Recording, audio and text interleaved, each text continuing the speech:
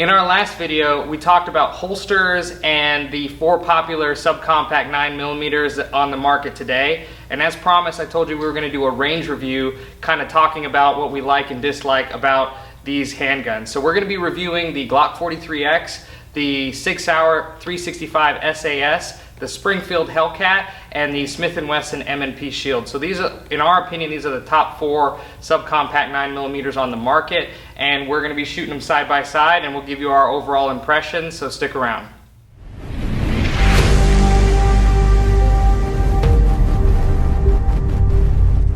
There's a lot of you probably looking at these guns trying to make your decision, and today we're just going to give you our general shooting impressions, as well as we're going to focus on the key features that make each one of these guns unique.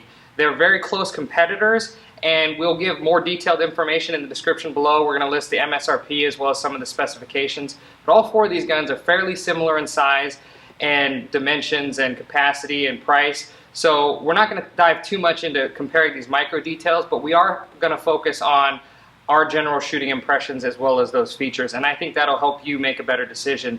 If you have any feedback, please let us know what you think in the comments below, but we hope you enjoy this video. We'll cut right to the chase. This is my personal EDC, the Glock 43X. I switched to this from the 19, and what I like about the Glock 43X is the simplicity.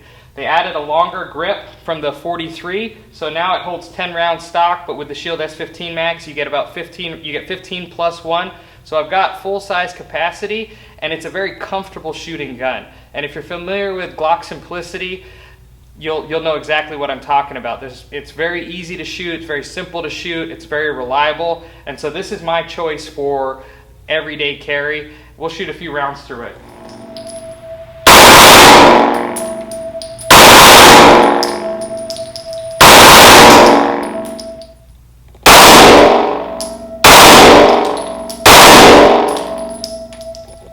Glock 43X, you can't go wrong with it.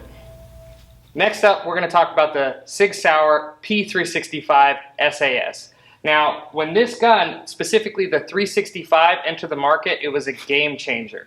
They introduced these magazines that were somewhere between single stack and double stack, and what it allowed you to do is to put more rounds into a subcompact 9mm. Now today we're shooting the SAS, which is the Sig anti-snag model, and which has the sights kind of drop down into the slide, and they've done a lot of little things to make the gun basically really smooth so it's not going to snag on anything. Now I've never had a pistol snag or like a mag release snag on my jacket or pants when I've been presenting the draw, but it is a very nice gun, and we've got the magazine extender, so I've got 15 rounds into it. So I really just want to shoot a couple rounds through it. I've already fired some through it, but I want to give you my general impression of how the gun shoots.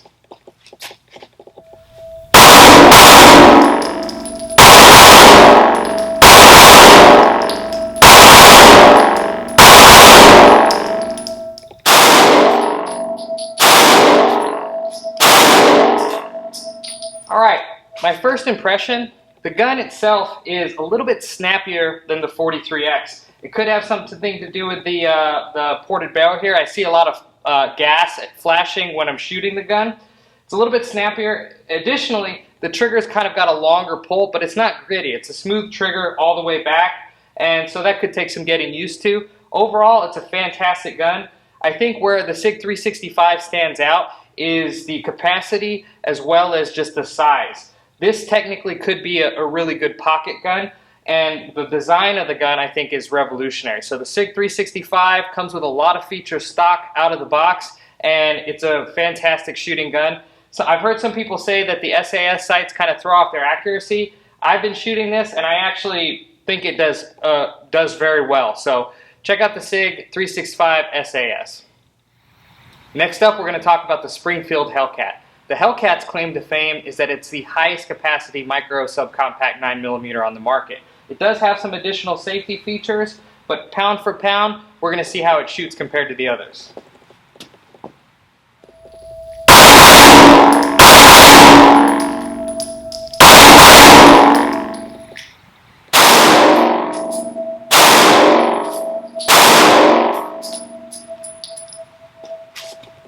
Not bad. I've got really no complaints. As far as how it shoots, The felt recoil, I would say, is probably somewhere right between the 43X and the Sig P365. It's a very comfortable shooting gun and grip for me, and the trigger is actually a little bit better than I expected. Let me try to shoot that again.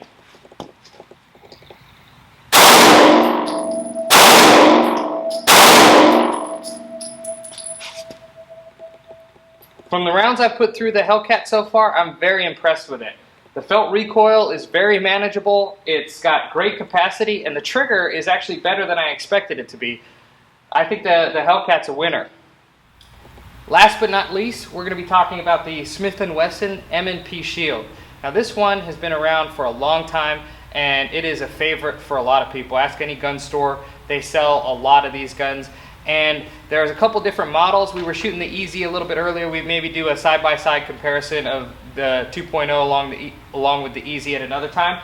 But again, we're just going to talk about our general shooting impressions of this gun.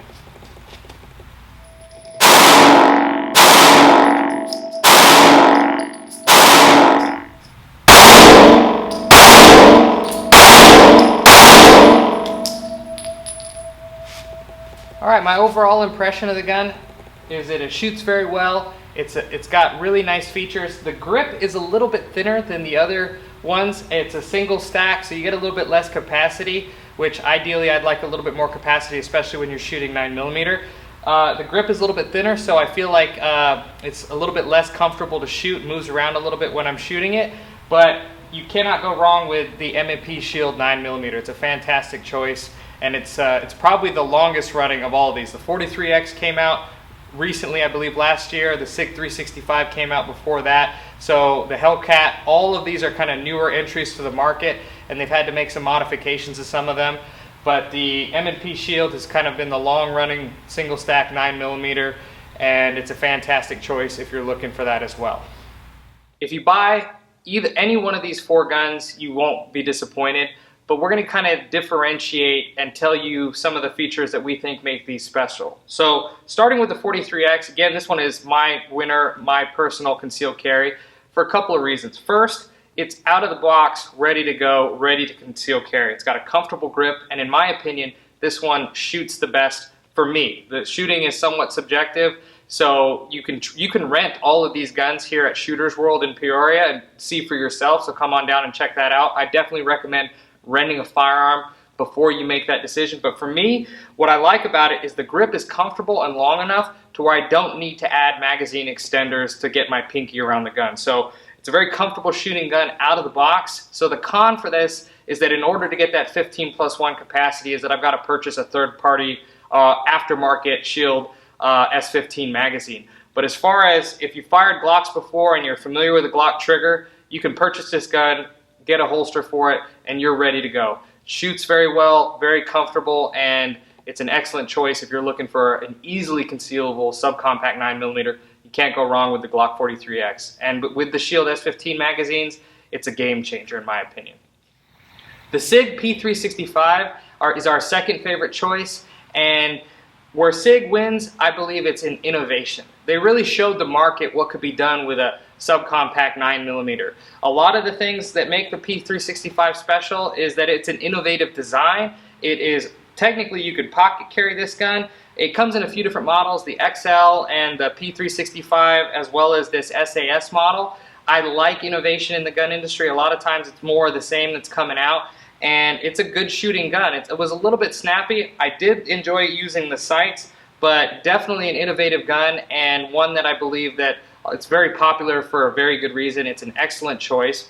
As far as cons for me, what I don't like about Sig sometimes is the cost. A lot of their handguns and rifles are premium. Now you're buying quality, but one of the things I don't like is, for example, like the spare magazines usually cost $30 to $40, and a lot of times they make proprietary accessories like things that like lights that go on the rail. You're gonna have to buy Sig specific stuff. So a lot of other gun manufacturers make stuff that's kind of works on a Picatinny rail and that kind of is universal. Sig makes stuff that's more geared towards Sig. It's fantastic quality, but for me, one of the things I like about Glock is the kind of versatility of you can get everything mounted on it. So Sig P365, excellent choice, shot very well. I did really enjoy the SAS model. Next up, the Springfield Armory Hellcat. And I gotta tell you, I was very pleasantly surprised with this gun. As far as the pros go, it does have the highest capacity, and again, when you're talking for a concealed carry, EDC, home defense gun, especially in a 9mm where you can have the capacity, I think capacity is very important. Extra rounds means you're gonna have extra capacity in a self-defense situation, so I do like that their focus was to put high capacity into this handgun. As far as cons go, I don't really have any.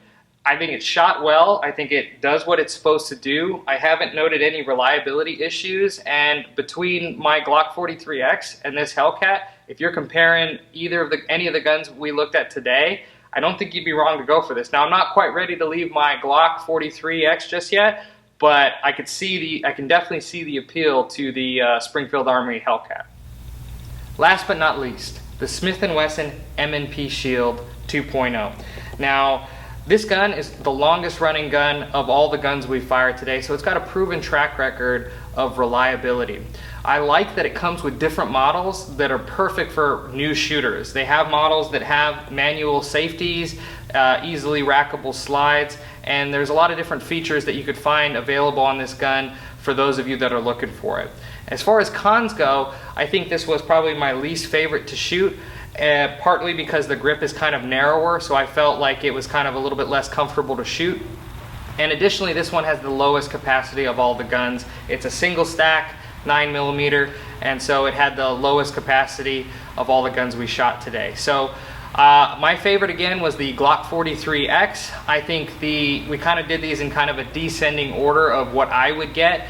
All four of these guns today are excellent. I know there's a lot of new shooters out there who are looking to get their first concealed carry or potentially a home defense gun. We're going to talk more about some full-size guns in a coming video, and we hope that this encourages you to get out to the range and try them out for yourself. All these guns are available for rent, and most gun stores are going to have these on their shelves because of their popularity. So if you're on the fence, I think you need to find what works best for you and just take the leap. I think if you're thinking about concealed carry or becoming a first-time gun buyer, definitely take the dive, get into it, make sure you get training and education, but we want to encourage you to get into this. A lot of people, I think, are just going out and buying their first gun, but make sure you buy quality, make sure you find something that works for you, and make sure you get good training and education. So we hope this video helps you. Let us know what you think in the comments below. I know that a lot of what we talked about today is subjective.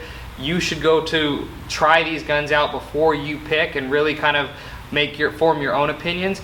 Let us know what you think in the comments below, if you kind of think we nailed it, or if you think that you'd like to see more information about each one of these particular guns today. If you like this content, please consider subscribing.